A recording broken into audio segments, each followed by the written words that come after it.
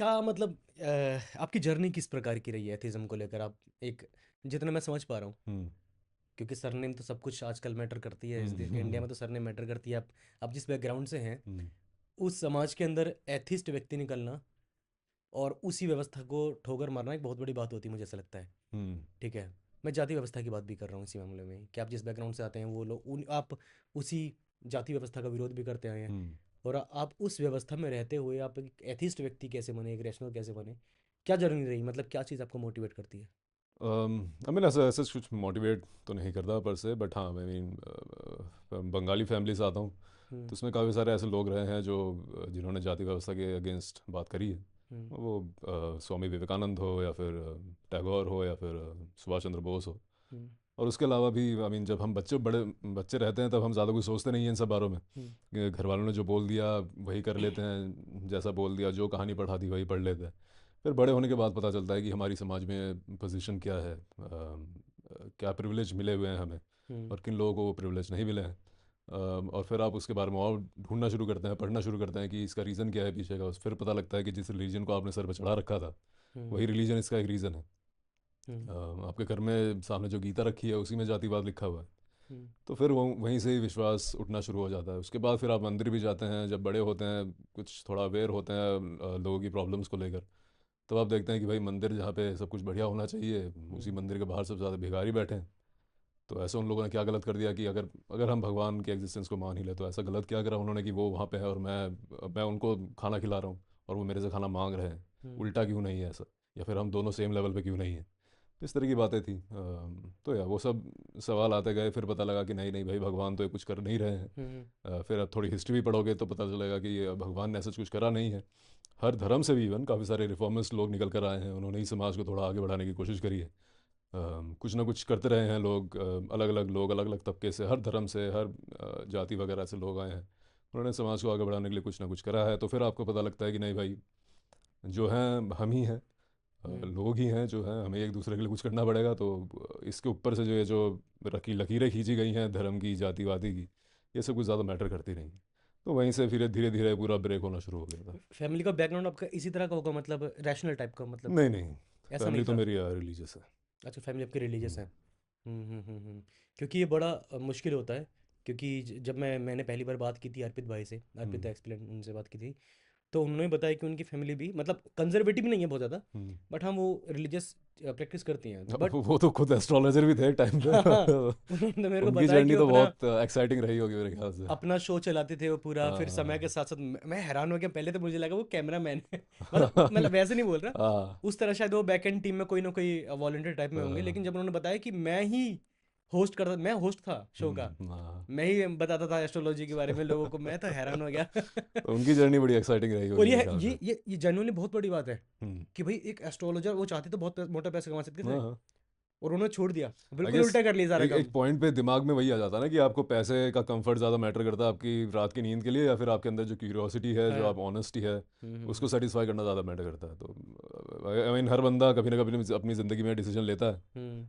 तो वही है। तो नहीं, जैसे अब मेरा इस पॉडकास्ट का भी आज उद्देश्य ये था कि मैं काफ़ी सारी चीज़ें इस पॉडकास्ट में क्लियर करूं आपके ज़रिए, हम्म, कि भाई लोगों को बड़ा कन्फ्यूज़न है। आज हम बात भी जो करेंगे टाइमलाइन में बात करेंगे, आपको साइंटिफिक बातें रहेंगी ज़्यादातर, जो बातें हम वैज्ञानिक दृष्टिकोण से करने वाले हैं, और उसके बाद फिर जो भी आपको आप अगर आप बहुत ज़्यादा इंटरेस्टेड इन चीज़ों में नहीं होंगे तो शायद आपको पसंद ना आए, लेकिन कोशिश मेरी ये रहेगी कि शुरुआत से हम बात करें बिल्कुल। हम्म, बहुत डिटेल में नहीं कर पाएंगे, घंटे के पॉडकास्ट में कितना डिटेल में बात कर लेंगे। हाँ, सो आपको क्या लगता है कि इस यूनिवर्स के ओरिजिन को लेकर जो थ्योरी दी जाती है, हम्म, मैं बात कर रहा हूँ शुरुआत से लेकर अब, हम्म, जो बिग बैंग की हम बात करते हैं, बिग बैंग हम्म, एक बहुत ही एक्सेप्टेबल थ्योरी है।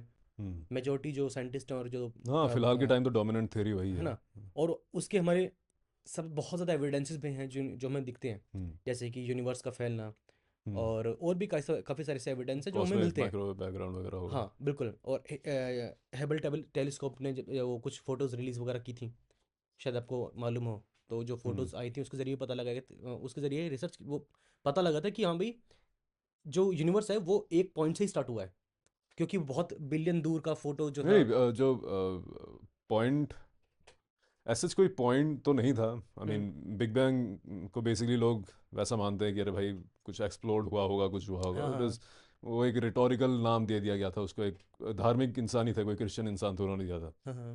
But the whole point behind big bang is expansion, sudden expansion. Expansion, जो एक इन्फ्लेशन थियरी भी आती है बिग बैंग के साथ ही, हाँ उसको हाँ।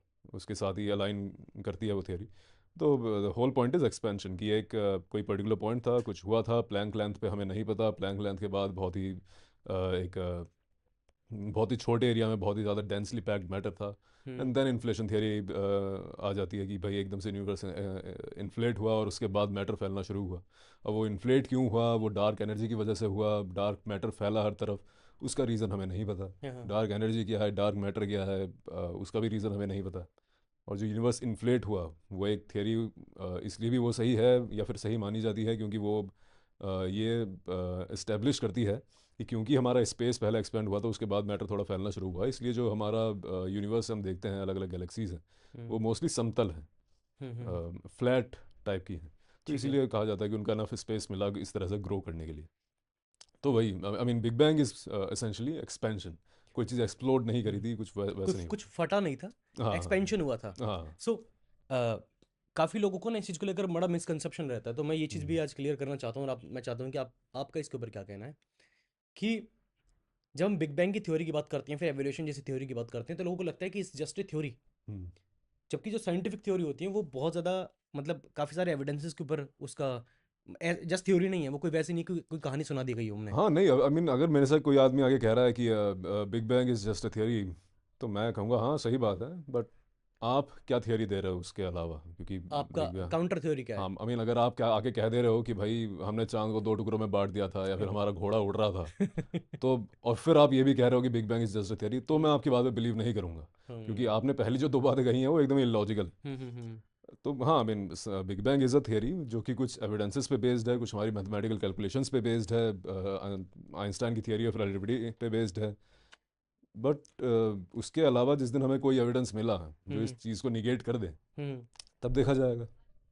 क्योंकि बिग बैंग की थ्योरी को लेकर जैसे कि मैंने काफ़ी सारे ऐसे पॉडकास्ट हैं और ऐसे जो कंटेंट क्रिएटर हैं, और उनका कहना है कि बिग बैंग की थ्योरी के अंदर वो काफ़ी सारे लूप होल्स वगैरह निकालते हैं बिग बैंग की थ्योरी में, एवोल्यूशन की थ्योरी में। हम्म तो भाई मुझे तो लगता है कि उनको गोल्ड मेडलिस्ट या फिर उनको ऑस्कर वो मिलना चाहिए, नोबेल पुरस्कार मिलना चाहिए, अगर वो उसको एक तरीके से एक्सपोज कर देते हैं, उसको गलत साबित कर देते हैं। बट मुझे ऐसा लगता है कि थ्योरी में लूप होल निकाल देना और अपनी एक नई थ्योरी को हम्म। प्रपोज करना, उसमें ज़मीन आसमान का फ़र्क है।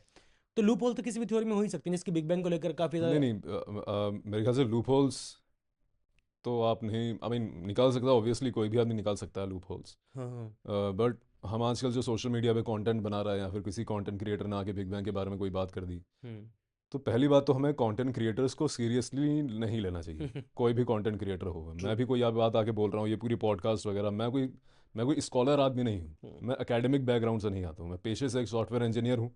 मैंने कुछ किताबें पढ़ी हैं किसी चीज़ों के बारे में, और जब मैं वीडियोस बनाता हूँ तो 10 बार उन चीज़ों को वेरीफाई करता हूँ जो मैं कैमरे के सामने बोलने वाला हूँ, हम्म। और वो वेरिफिकेशन होता है एकेडमिक सोर्सेज के जरिए। हम्म अगर वही एकेडमिक लोग मेरी जगह रील बनाने बैठ जाएं तो वो तो बहुत बढ़िया बात होगी। पर प्रॉब्लम यही है कि आजकल इतने कंटेंट क्रिएटर्स भर गए हैं और वो इतनी कॉन्फिडेंटली और ओवर सिंप्लीफाइड तरीके से किसी चीज़ को पेश करते हैं, फिर किसी भी चीज़ को निगेट कर देते हैं, एग्जिस्टिंग साइंटिफिक थियरीज वगैरह को। हम्म वो थोड़ी प्रॉब्लमेटिक चीज़ है और लोगों को नहीं मानना चाहिए। हम्म एक वो हो जाता है आगे, ऐसे इन्फेचुएशन है हमारे अंदर कि हम टीवी पे या फिर स्क्रीन पे हम्म किसी भी इंसान को देखते हैं तो हम्म हमें लगता है कि अरे यार ये तो कोई सही बात कर रहा होगा। हमारे घर वालों में भी है, कैमरा हाँ। में किसी को देखा, स्क्रीन में किसी को देखा तो अरे भाई ये तो कुछ कुछ ना सही बोल रहा होगा, स्क्रीन पर आकर तभी तो देखना स्क्रीन पे क्या। है ही आदमी।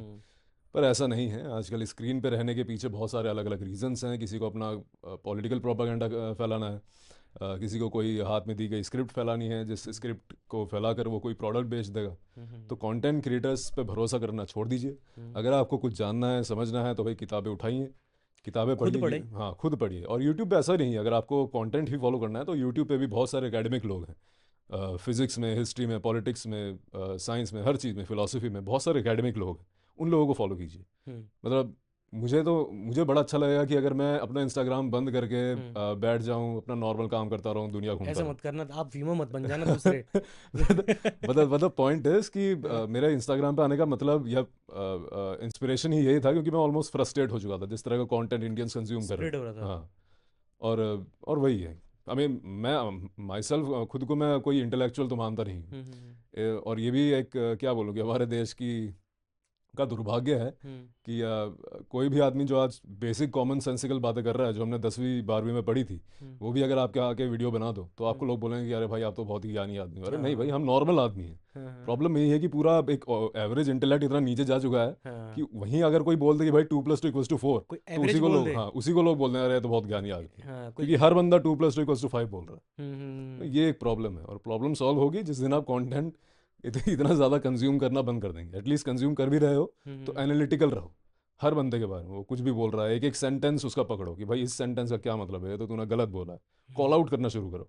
हमने इन्फ्लुएंसर्स को ही भगवान बना के बिठा दिया।